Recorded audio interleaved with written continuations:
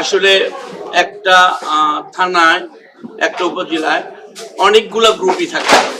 এটা সর্বশেষ হচ্ছে যে আমরা এর আগে বলে গেছি যে ধানের শীষের প্রতিক্রিয়া আসবে, সেই আমাদের তখনকার নেতা, তার হয়েই আমরা কাজ করব। আজকে দীর্ঘদিন পরে ধানের শীষের প্রতীক আশফাক সাহেব পেয়েছেন, ঢাকা জেলার প্রেসিডেন্ট। আমরা সেটা মেনে নিয়েছি এবং তার হয়ে মেহনত আপার মাধ্যমে আজকে এটা সমঝোতা হলো।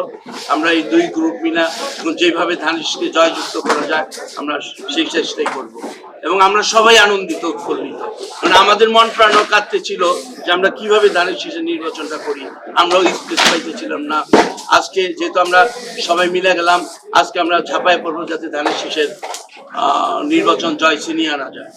আর একটা ব্যাপার হচ্ছে এখানে আজকে যদি আমি নির্বাচন করি, আমি মাঠে কাকে কিভাবে কাজ করাবো সেটা আমার ব্যাপার। আমি আজকে আপনার কাছ থেকে কিভাবে কাজ বুঝাই নিব সেটা আমার ব্যাপার। আপনি যদি নির্বাচন করবেন, আপনি কিভাবে আমাকে মাঠে কাজে লাগাবেন, কিভাবে আমার কাছ থেকে বুঝে নেবেন, এটা আপনার ব্যাপার। সেটাও মনে রাখতে হবে। এই আমার কথা। সবাইকে মূল্যায়ন করতে হবে যাতে আমরা মিলছি এই ঐক্যটা যে দীর্ঘ আয়ু হোক, দীর্ঘদিন থাকুক, এই আয়ুটা যেন দীর্ঘদিন থাকুক। এরপরে যেন এই মিলটা যে অটুট থাকে।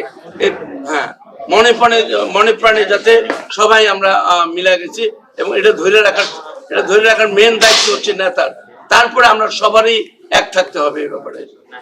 আমি সর্বশেষ আশা করি যে আমরা ধানের শীষকে বিজয় ছিনিয়ে আনতে পারবো এবং আশফাক সাহেবের পক্ষে আমরা কাজ করব এবং বিজয় ছিনিয়ে আনবো ইনশাআল্লাহ।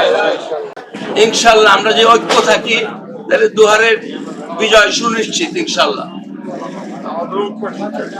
আমাদের ঐক্য ঠিক থাকলে দুহারের বিজয় সুনিশ্চিত ইনশাআল্লাহ।